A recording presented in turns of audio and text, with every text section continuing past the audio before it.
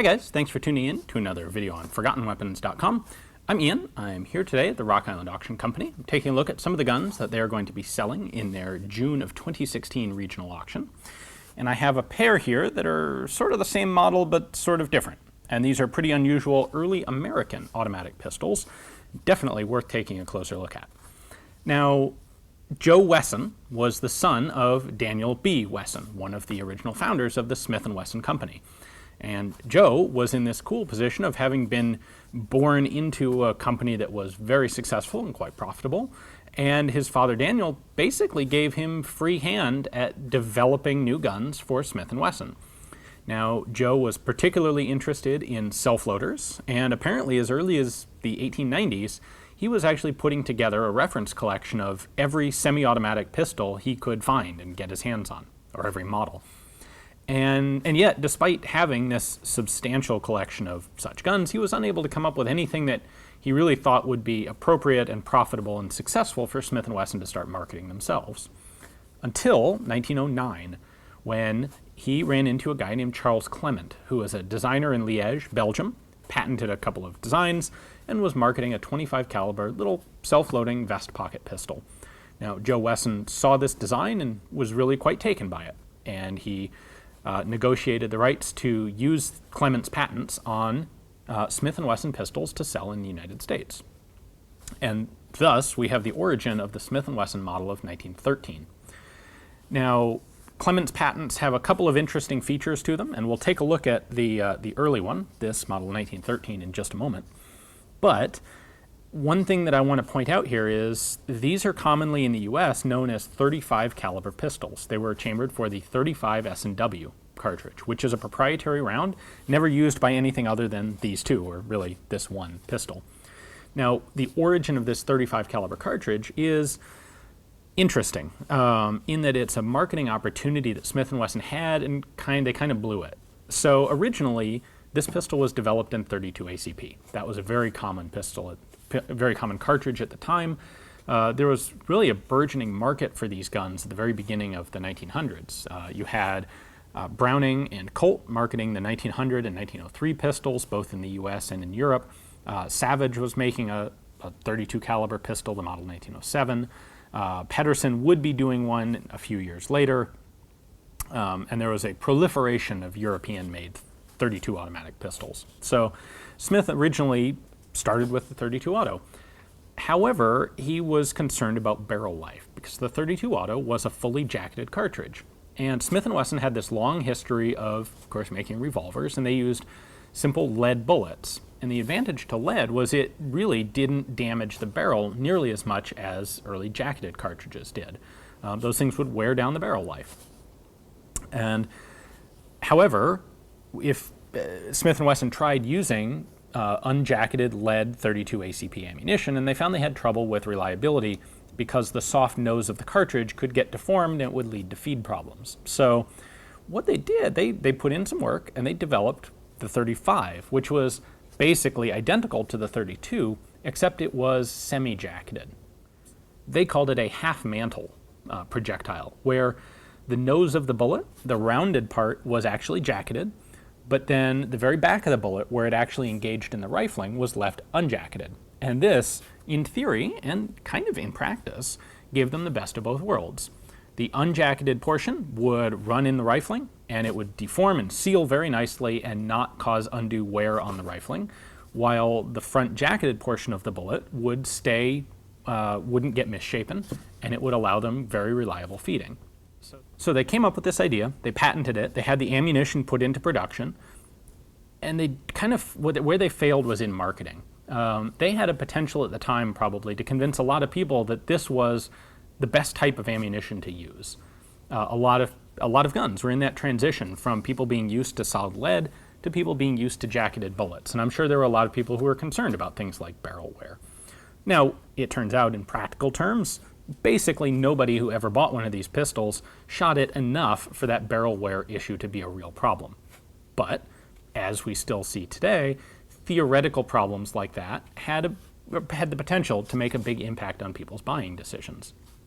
So had Smith & Wesson worked this a little better, they had the patents on this type of ammunition, and they had the opportunity to probably make a lot of money selling it in a variety of other calibers. But they didn't.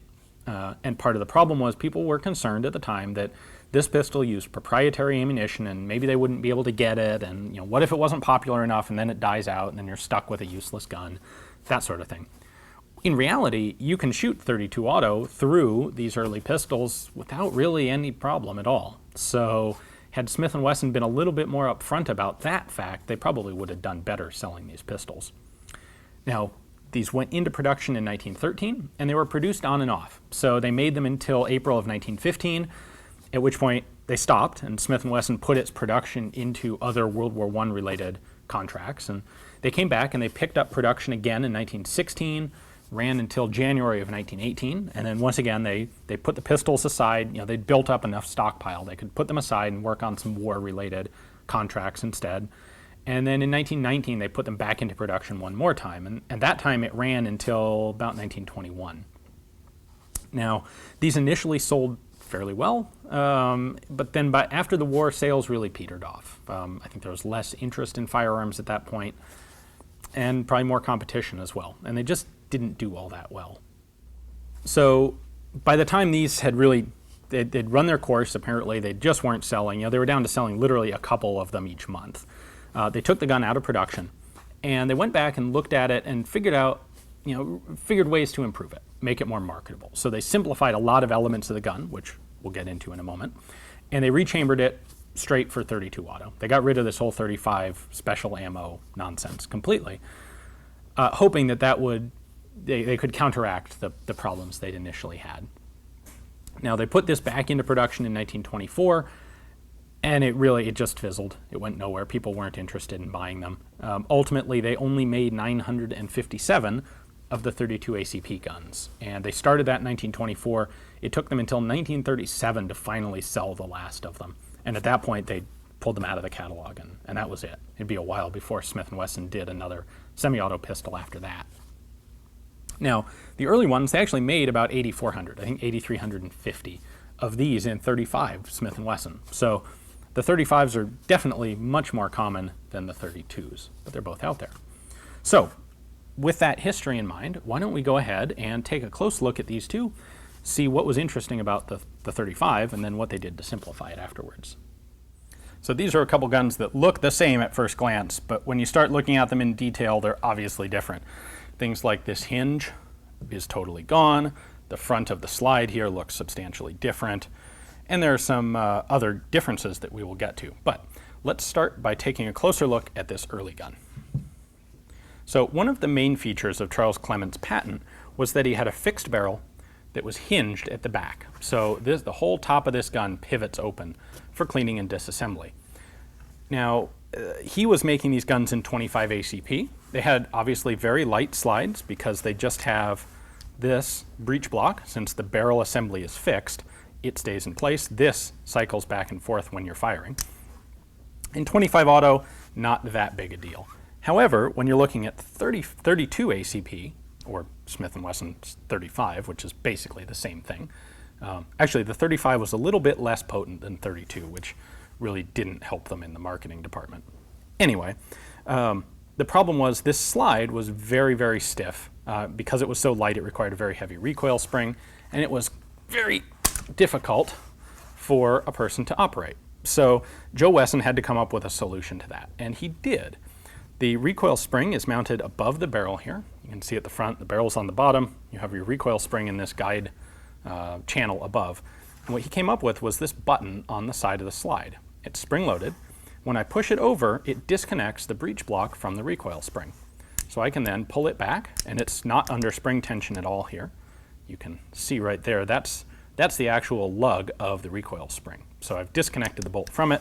I can pull the bolt back, chamber a new cartridge. Right at the back, we've got a little bit of spring tension just from the firing pin spring. And then I hold this button down, chamber around, lock it into place, and now you're ready to shoot without having to have fought that very heavy recoil spring. Now, we have a typical magazine catch on the bottom, pull it back. It is a little bit stiff to get out, but there's our magazine, holds 7 rounds. Now, Joe Wesson was also interested in and concerned with safety. The safety factor was a major concern about early automatic pistols compared to a revolver. People were concerned about this, light trigger pull, and you've always got a round sitting under a firing pin that's spring-loaded and ready to go. So Joe Wesson put in a pair of safeties. The first is this grip safety, which is on the very front of the gun. Now, the very early pattern, in fact, the first experimental version actually had a safety under the thumb that had to be pressed in. And they abandoned that, replaced it with this one, because they realized that that would only work for right-handed shooters and not lefties. So they replaced it with this front style of grip safety under the middle finger. The very first version, you actually had to push it over and then in, and that was quickly replaced with just a simple in-out. Only one axis instead of two movement type of grip safety. So you push that in, that's your grip safety. Now you can fire, as long as the manual safety is also disconnected, and that's this little tiny thing back here. So you can see on the side of the frame there it says S and an arrow pointing up. There's a little serration on that, and when I roll that wheel up, now the gun is safe.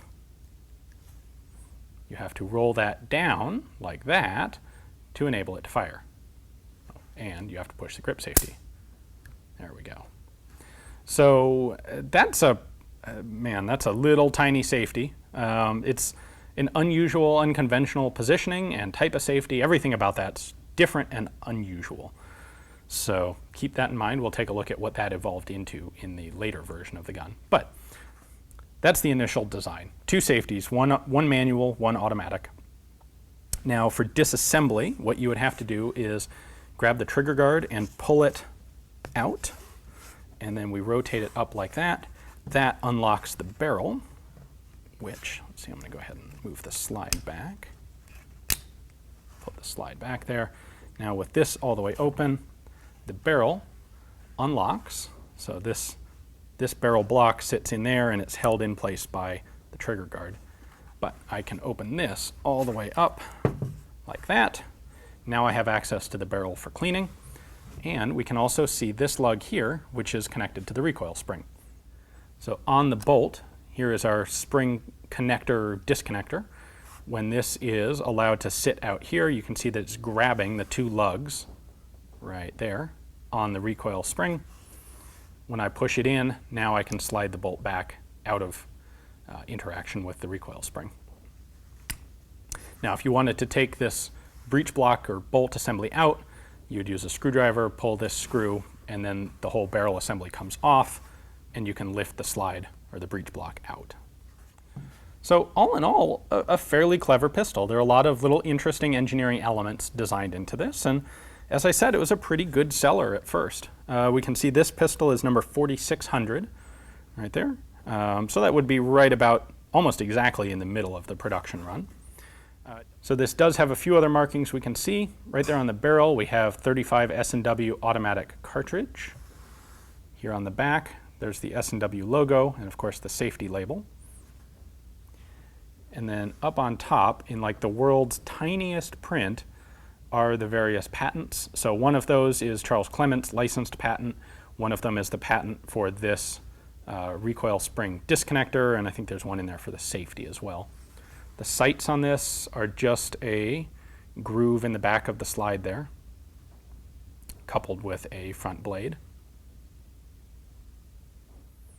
All right, now let's tackle the problem of simplifying this gun. It's now 1924. Sales for the model 1913 have just died completely. And we at Smith & Wesson have to come up with some way to simplify the gun to make it a lot cheaper and hopefully encourage more people to come back and buy it again. So the first thing they do is they get rid of the Clement patent entirely. The revised version has a slide, very much like, say, a Browning 1900. So this whole thing reciprocates when the gun fires. That does a couple of things. It's simpler, for one, and now that we can include all of this mass in our recoiling mass, we need a much lighter recoil spring. So I can easily cycle this pistol by hand, and most people could as well. Now they left in the disconnector, so I can still separate this breech block from the recoil spring entirely to cycle it, but I don't have to. So that's the big thing. They left the grip safety in place, but they got rid of this little rolling wheel manual safety. That was expensive, it was awkward for people to use, and by the time this came around, I think people were much more confident in having a gun with just a manual safety. And of course, we're going to rechamber it for 32 ACP. Really, we're going to pretty much leave the chambering alone, but we're going to market it in 32 ACP. And we're going to mark that right there on the side of the slide. It's now 32 auto cartridge, made in the USA. Not that there was any doubt about that from a Smith & Wesson. We've got our Smith & Wesson label there. They still have the logo on the back. And once again, patents are all on the top of what is now the slide. Unfortunately for Smith & Wesson, this fails. This goes over like a lead balloon. They only managed to, well, they make 957. It takes them more than a dozen years to actually sell all of those. They had their chance, they missed it, and the dream is over for Smith & Wesson with this pistol. This particular one, serialized there on the grip, is number 234. So, nice early production. Not that that means a whole lot when you've only got 1,000 produced total. There you go, guys. Hopefully I've helped to illuminate some people on the actual facts between these guns. I think there's a lot of misconception about some of them. What is 35 Smith & Wesson ammo, etc.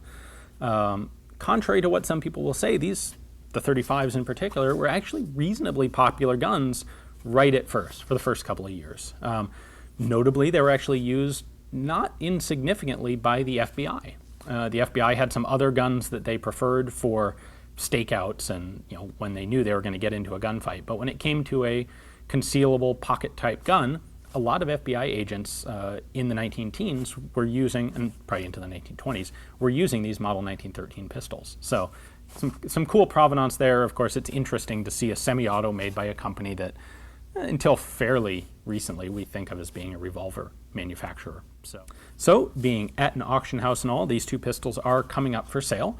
They are, in fact, a single unit. So the two of them together are one lot. And if you'd be interested in adding that lot to your own personal collection, go ahead and take a look at the link in the description text below. You can see Rock Island's pictures and descriptions of the guns. And if you feel like you need them, place a bid right there through their website. Thanks for watching.